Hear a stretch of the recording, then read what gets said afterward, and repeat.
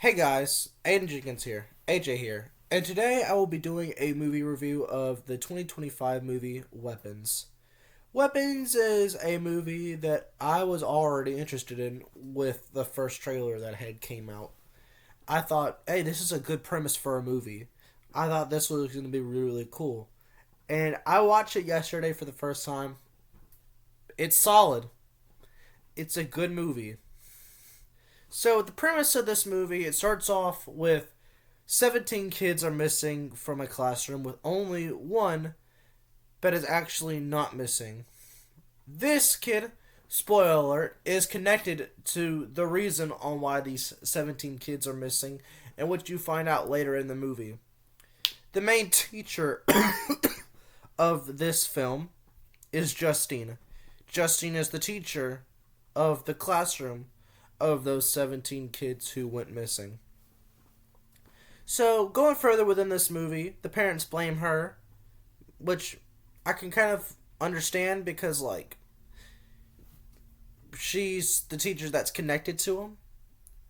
And aside from that, they have no other, like, witnesses on what they could actually pull out on how they went missing in the first place. So, they immediately pinpoint to the teacher, but in all reality, it's not the teacher. And in this movie, we get different perspectives of the characters.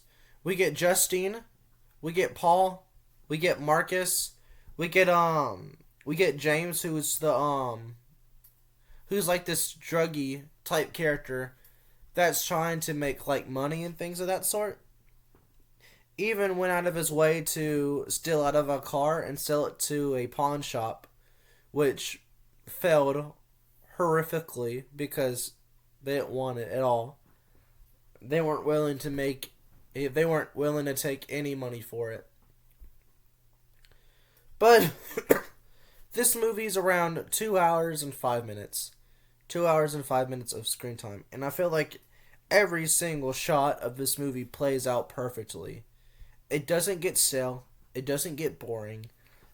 It's just perfect from here on, from the intro scene to the outro scene. We realize sooner or later that the main reason on why these kids have went missing in the first place is it's because of the aunt of the kid who didn't go missing. I think his name is Alex. I think Alex. But Alex's aunt, Gladys, which we see further into the movie. We've seen her in parts before, but like we don't know her name yet. So like when people would have like their little freakouts or something of that sort where they'd see things that weren't there, they would see Gladys kind of in a way. And like so we get introduced to her early on in the film, just not fully until later on. And the best way that I would consider Gladys as a character, she kind of reminds me of Longlegs from 2024. But as like a character, I think they wrote her pretty fucking well. She's creepy. She's demonic. She's basically all the things you would want in a horror character. Really, really solid writing for her fucking character. Solid writing for all of them. Alex's parents, of course, first we see them as like these normal people, really, really nice people who care deeply about Alex. But that slowly gets out of the way when Gladys starts taking control of everything when she moves in. And originally her reason on why she moved into his house is because she was sick or wasn't feeling well. We realize sooner or later that's not the case. That's not the fucking case. She goes into the house, has the parents under her spell, with Alex feeding them soup, chicken soup, in the movie as well. They're like, the best way to describe his parents in this movie later on is just dead. They're sitting there, just full-heartedly just sitting there, with blank faces, sitting straight down. And that's the best way to describe them.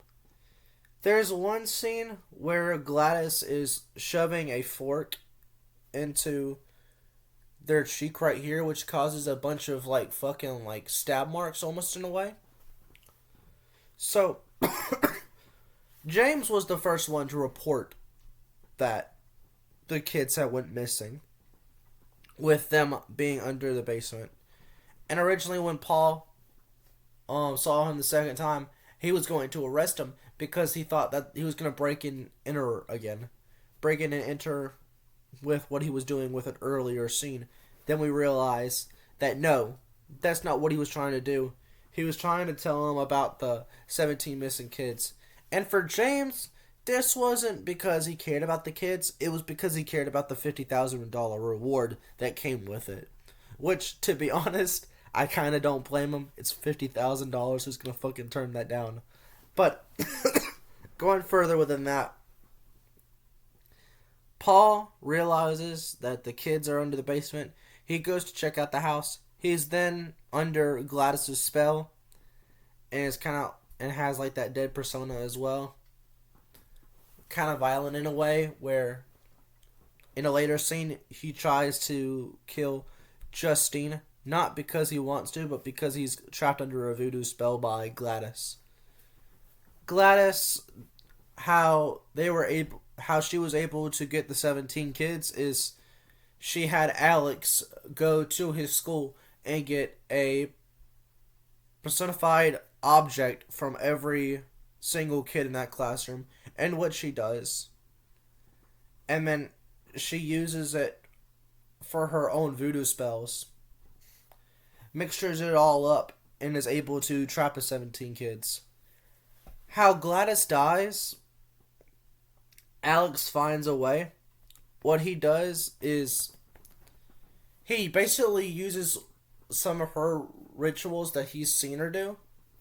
He ties like a ribbon around a stick and then breaks it, which causes like the curse to break fully. Paul, of course, is dead. James is dead. The parents, they're alive, but they're not able to have custody of Alex. And then as for the kids, oh, this is fucked up. The kids, once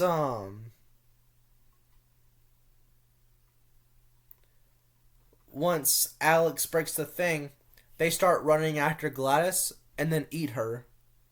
Just like fucking cannibals. They just fucking eat her. And that's basically like the whole fucking story. This is a solid movie. It's a really, really good horror film. And I would love to see what the director has plans to do for in the future. I really, really like this film. Really, really good creative idea. I like what they're doing. Josh Brolin does good. The lead actress does really, really good. The actress for Gladys did really, really good. Just an all-around really, really good movie. But I will see y'all in the next video. Peace out. Bye.